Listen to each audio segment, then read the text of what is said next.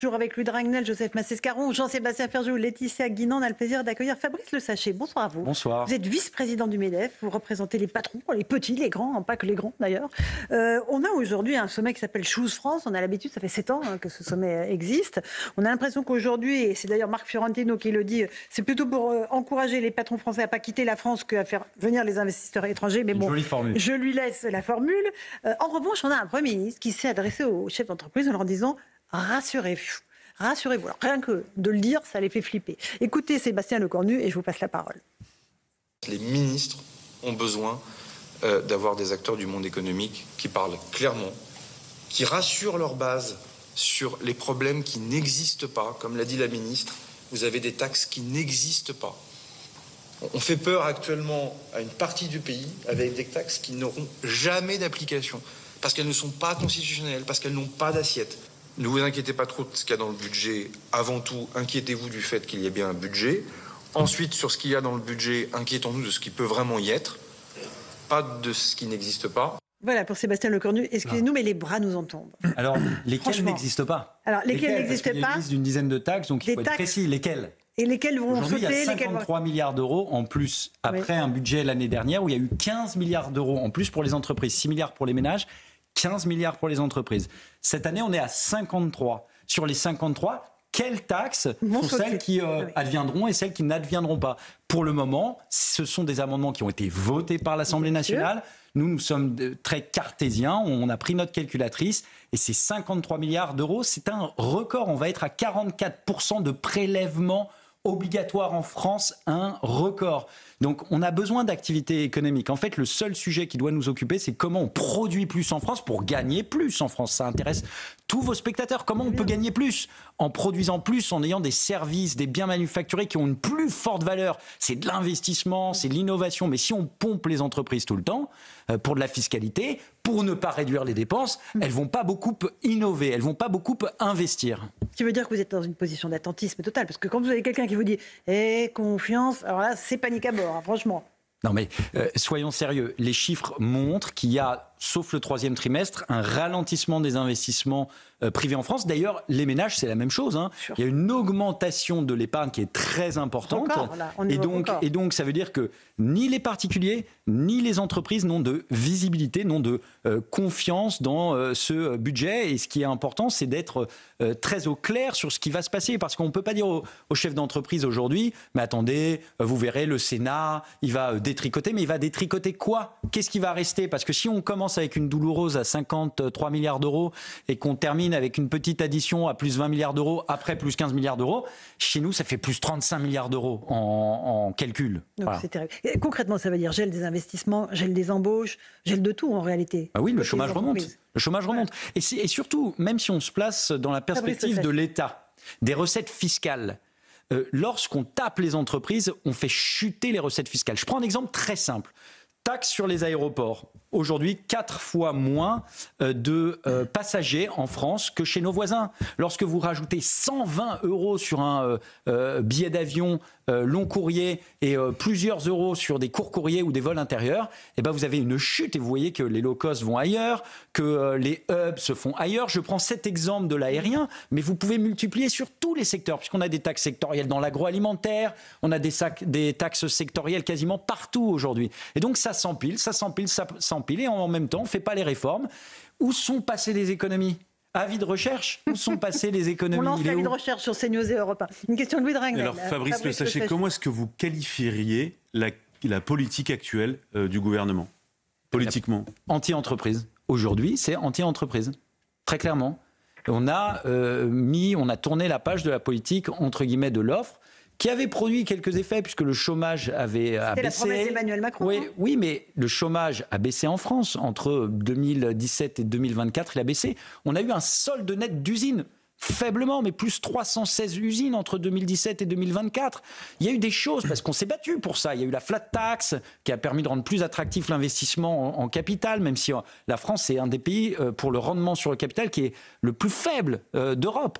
Mais on s'est battu sur ça, on a réussi à supprimer l'ISF, on a baissé un peu les impôts de production, on a réformé le marché du travail, la valorisation des prud'hommes. Et tout ça a eu un effet, et c'est ça qu'on est en train de mettre à la poubelle. De casser. Bien sûr, mais alors, parce que le MEDEF est supposé êtes proche de la politique d'Emmanuel Macron.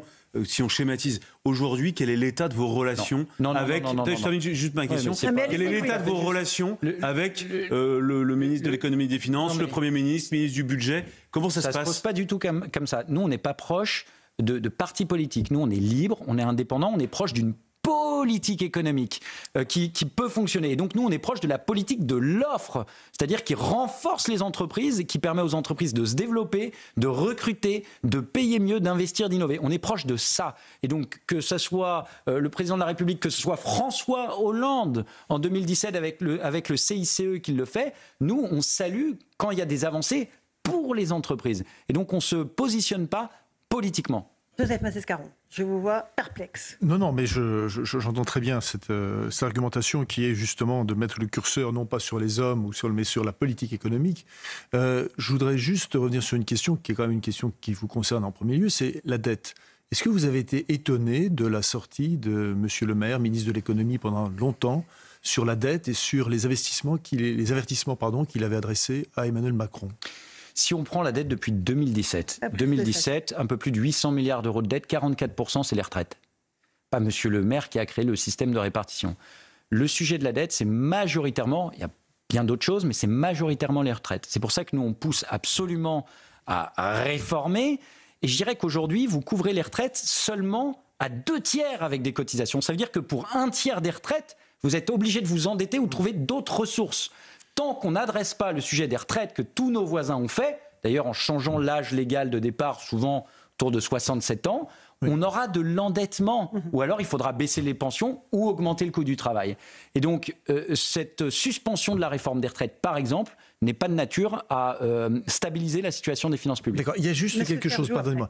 Je suis beaucoup plus vieux que vous et je me souviens qu'il y a une époque... je sais pas. Si, il y a une époque... très jeune dans votre tête. Oui, dans la tête. Mais je me souviens qu'il y a une époque, pardonnez-moi, où le patronat donnait le là sur les thématiques. Les thématiques qui permettaient de renouveler les problématiques à gauche, à droite, etc. Et notamment, il y avait une thématique qui était chère au patronat, c'était justement la question des retraites, la différence entre public et privé. Et ça, vous avez totalement abandonné cette thématique. Je voudrais savoir pourquoi. Non, on ne l'a pas abandonné, mais peut-être qu'on n'est pas suffisamment... Mais justement, je suis là ce soir, et donc je le dis, on n'a absolument pas abandonné. Toutes les différences entre secteur public et secteur privé sont fondamentales. Mais néanmoins, on est pragmatique. Aujourd'hui, on gère un système complémentaire qui s'appelle Agir Carco, qui est équilibré, qui fonctionne plutôt bien. Et donc, nous, ce qu'on souhaite, c'est, avec un agenda autonome de négociation avec les syndicats, c'est avancer sur les sujets. Mais très souvent, on a l'État qui vient s'immiscer dans ces discussions, et pas de la meilleure des façons. Vous avez été inquiet quand l'État voulait remettre la main sur Agir Carco ?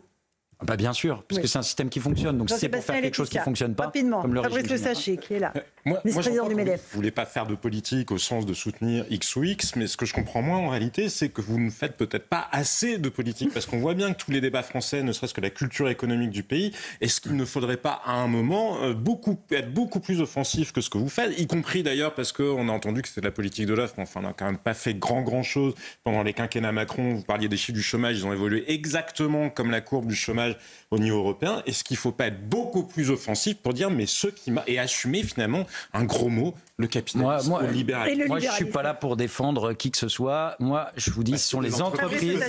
Non, mais politiquement, les entreprises. Nous, ce qu'on a fait, c'est qu'on a créé depuis 2017 plus de 2 millions d'emplois. C'est un solde net. Dans ça, il y a beaucoup d'apprentis et d'alternants. Et je pense qu'on doit tous se féliciter d'être passé de 300 000 apprentis dans notre pays à 1 million. Parce que ce n'est pas avec des aides simplement que vous boostez l'apprentissage. Si un jeune, il n'a pas envie de choisir cette voie, ce n'est pas parce qu'il y a l'entreprise qui a une compensation qui va choisir cette voie. Donc il y a une révolution culturelle sur l'apprentissage, il y a une révolution culturelle sur l'entrepreneuriat, et le MEDEF y est pour quelque chose. Il y a beaucoup de jeunes qui ont envie de réussir dans ce pays, et d'ailleurs on ne les entend pas suffisamment. On entend toujours des gens qui se plaignent, mais il y a beaucoup de gens qui ont envie de réussir, et le parti des gens qui ont envie de réussir et qui ont envie que ce pays produise, innove, il est plus important que le parti de ceux qui veulent bloquer. C'est une grande partie aujourd'hui de l'ascenseur social, c'est par l'entreprise en fait qu'il se fait et pas par l'éducation. Mais alors donnez-nous une seule raison aujourd'hui pour rester en France pour une entreprise. Allez-y. Non, mais il y en a beaucoup, parce qu'on part pas de rien. Il y a quand même, on a accueilli aujourd'hui le président d'EDF. Ce qui est en train d'être fait sur le nucléaire, donc sur le prix de l'énergie, c'est un avantage comparatif français. et de redéployer des réacteurs. Donc il y en a 6 et peut-être plus. Et il y a des équipes à Penly qui sont en train déjà, il y a 1000 personnes à Penly qui sont en train de terrasser, de travailler. Oui, l'énergie, c'est un des facteurs de compétition. On a des grandes banques, on a un secteur financier qui est puissant, que certains voulaient, c'était même leur ennemi, mais c'est une force de la France. On a un secteur aéronautique qui est extrêmement puissant, on a un secteur cosmétique, on a des industries de la mode et du luxe. D'ailleurs, c'est incroyable de voir qu'on est leader mondial dans ce secteur et qu'on a des taxes qui visent des objets de luxe, puisque c'est le fameux IFI, impôt qui fait son grand rentrée dans le dictionnaire français de la fiscalité. La fortune improductive, ça vise la joaillerie. On a des grands joailliers français, c'est hallucinant. C'est ce qu'on exporte, c'est un savoir-faire, c'est notre culture, c'est une tradition. Et donc, on le voit, surtout, le réflexe de la taxe, c'est des buts contre notre camp. Fabrice Le Sachet, qu'est-ce que vous dites aux jeunes qui veulent entreprendre, qui veulent se lancer dans l'entreprise? Vous leur dites tout n'est pas foutu dans ce pays, on peut encore réussir? Mais par contre, il faut choisir des filières à forte valeur ajoutée. Par exemple Par exemple, si vous êtes dans le transport routier, vous avez 1 ou 2% de marge aujourd'hui, c'est difficile. Si vous êtes dans les services, dans le trading, dans les industries de la mode et du luxe, vous avez des marges beaucoup plus élevées et donc proportionnellement, les charges, les impôts, la fiscalité sont moins fondamentales dans le modèle économique de votre entreprise. On est condamné à ne pas être une économie low cost. On est condamné à être une économie qui crée beaucoup de valeur. Les industries de l'armement, de la défense, forte valeur ajoutée, l'aéronautique, je l'ai dit, forte valeur ajoutée, etc. Et il n'y a pas un sujet sur le coût du travail, vous l'évoquiez, les charges qui pèsent sur les salaires. Les gens ne vivent pas de leur salaire aujourd'hui et c'est le vrai problème de ce pays. Oui, il y a une étude de l'OFCE parce qu'à longueur de journée, on a l'impression qu'on vit dans un enfer social. On est le pays le plus redistributif. L'OFCE a fait, on ne peut pas accuser l'OFCE d'être parti pris, a fait une étude. C'est en France, dans le partage de la valeur, que les salaires ont le plus augmenté dans le partage de la valeur. Parce qu'on dit les actionnaires se gavent, c'est des dividendes à gogo en France, c'est pas du tout vrai. Il y a des dividendes, mais parce qu'on ne va pas se plaindre d'avoir des fleurons, un CAC 40 qui est présent dans le monde entier. Et d'ailleurs, il fait très largement ses profits ailleurs qu'en France. Tant mieux qu'il les ramène en France, on devrait les applaudir. Et sur les salaires, comment on fait? Et sur les salaires, on a une différence entre le net perçu, et c'est pour ça qu'on a sorti une calculatrice au MEDEF pour que les gens rentrent leur salaire et voient ce qu'ils toucheraient en net dans un autre pays, en Allemagne, en Italie, en Espagne. Alors, et pourquoi il y a ça? Parce qu'il y a des choses entre les deux. Il y a des choses entre les deux. C'est du simple double ou pas? À 3 000 euros, c'est plusieurs centaines d'euros en plus en net dans votre poche. Pourquoi? Parce qu'entre les deux, entre ce que l'entreprise paye, ce que le salarié reçoit, il y a des cotisations. Dans les cotisations, il y a tout le modèle social français, les retraites, la famille, etc. Est-ce que la famille, c'est du ressort au stricto sensu du monde du travail? Peut-être pas, c'est la solidarité nationale. Et on n'a pas revu ça depuis des décennies. Et ça augmente, et évidemment, les gens touchent moins, et les entreprises payent toujours plus. D'accord. Donc, il y a quand même des solutions. Bien sûr qu'il y a des solutions. L'intelligence artificielle, c'est un réservoir d'emploi? Mais évidemment, mais pas que l'intelligence artificielle, il y a plein de métiers et il n'y a pas à être pessimiste. La France, c'est un grand pays et on a tout pour réussir en France. Dernière question, Louis Dragnel. Oui, alors c'est une question un peu plus pessimiste, pardon, mais comment est-ce que vous expliquez la très faible culture économique aujourd'hui de l'élite politique française? Mais je ne sais pas si... vous avez regardé les débats à l'Assemblée nationale. Je ne crois pas que ce soit une faible culture économique. Je pense que c'est conscient et sciemment qui déposent des amendements. Alors, pas tous, mais il y en a certains qui sont dans un jeu politique. 1 plus 1, ça ne fait pas 5. Il y a des élus qui sont dans un jeu politique. Ils ne sont pas tous totalement à l'ouest sur les questions économiques. Ils savent ce qu'ils font, mais ils ont des contraintes que peut-être nous, on ne comprend pas, qui sont politiques. Et aujourd'hui, ce n'est pas positif pour les entreprises. Voilà. Bon, écoutez, on va essayer de positif. L'utilité de revenir en politique, comme Jean-Sébastien disait. D'où l'utilité d'être un peu plus vocal et de venir un peu plus expliquer nos points. Revenez quand vous voulez, monsieur Le Sachet. Vous avez de l'énergie et une vision plutôt optimiste, donc tant mieux. Merci à vous d'être venu ce soir dans Punchline sur CNews et Europe 1.